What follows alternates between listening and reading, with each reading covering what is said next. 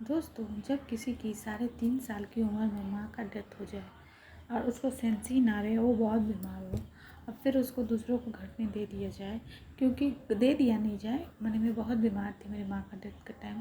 तो मेरी माँ की पड़ोसी जो थी, बंगाली थी बुढ़िया, वो मुझसे बोली मैं इसका ट्रीटमेंट करा देती हूँ, अगर ये ठीक हो जाएगी तो ठीक है, एक चांस दे दो। तो उसी चांस के चक्कर में वो बुढ़िया बेचारी मुझे रखी, और मेरे जाने से उसका बेटा का सरकारी नौकरी परमानेंट हो गया।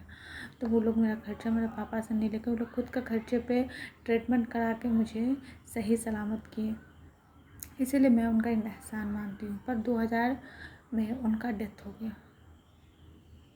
तो एक तो माँ ही मर गई थी, फिर दादी भी मर गई। उसके बाद मेरा ज़िंदगी में तूफ़ान आ गया, फिर से मुझे बंगाली से बिहारी बनना पड़ा। अब फिर 2005 में शादी हुआ, ये 5 साल, और उसके बाद जब बिहारी शादी हुआ, उसके बाद कुछ साल बहुत कठिन थे। और मेरे हस्बैंड बहुत अच्छे हैं, मेरे जैसे एक पेज पहाड़ है उनका भी। दोनों आदमी मस्त रहते हैं। मैं कभी सुबह उठ के घर का काम नहीं करती हूँ, कभी नहीं।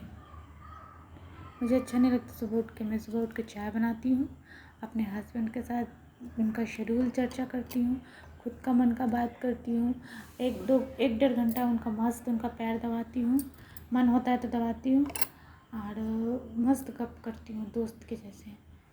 और उसके बाद जो घर का काम है वो करती रहती हूँ। घर के काम के लिए हमें भगवान जन्म नहीं दिए हैं, हम झाड़ू पोछा के लिए जन्म नहीं हुआ, जन्म हुआ है घर संभालने के लिए।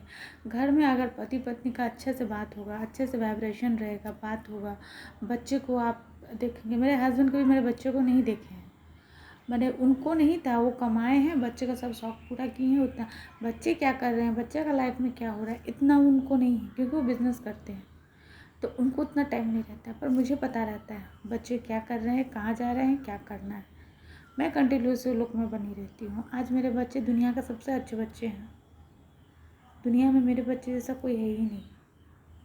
एक माँ होने के नाते मेरे बच्चों का आज तक कोई कंप्लेन नहीं सुनी हूँ मैं, मुझसे बहुत बेटर है। अब मैं आगे क्या होगा नहीं जानती, अभी तक तो बहुत है, उलाहना कहीं से नहीं आया है। मेरे हस्बैंड भी मस्त हैं, हाँ मेरे जैसे हैं। मैं भी हंसती रहती हूँ, वो भी हंसते रहते हैं। मैं अगर ना हंसूँ तो मैं मर जाऊँ। मुझे हंसना बहुत अच्छा लगता है, और बोलना भी बहुत अच्छा लगता है। हाँ, पर लेकिन मेरा वाइब मैच होना चाहिए आगे वाला के साथ। अगर मेरा आगे वाला के साथ वाइब मैच नहीं हो रहा है तो फिर मैं उनसे बात ही नहीं करूँगी। मैं झगड़ना पसंद नहीं करती। मुझे लगता है अगर आदमी झगड़ा करेगा ना तो बात बिगड़ जाएगा। आदमी को झगड़ा नहीं करना चाहिए, आदमी को बात करना चाहिए। अगर आपको नहीं पसंद है किसी से बात करना तो आप 2-3 महीना बात मत कीजिए, पर झगड़ा मत कीजिए, उससे बहुत लैंग्वेज ख़राब हो जाती है। फिर आप उस आदमी के साथ बात कैसे करेंगे, आप झगड़ा के बाद उस आदमी के साथ बात कैसे करेंगे। इसीलिए अगर आपको नहीं पोसाता है किसी के साथ तो आप 2-3 महीना बात बंद कर दीजिए, फिर उसके साथ फिर बात कीजिए, तो बहुत रेस्पेक्टफुल बात होगा। थोड़ा मन में कड़वाहट होगी पर बात अच्छा से होगा। लेकिन अगर आप लड़ लिए, एक दूसरे को बुरा भला बोल दिए, तब ज़िंदगी में वो कड़वाहट आपका मन से कभी नहीं जाएगा, क्योंकि बोला हुआ बात मारा हुआ थप्पड़ से ज़्यादा असर करता है। इसलिए बोलिए तो किसी को दबाइए मत, झगड़िए मत। झगड़ना बहुत ख़राब बात है। मेरा बात अच्छा लगे तो लाइक कीजिए।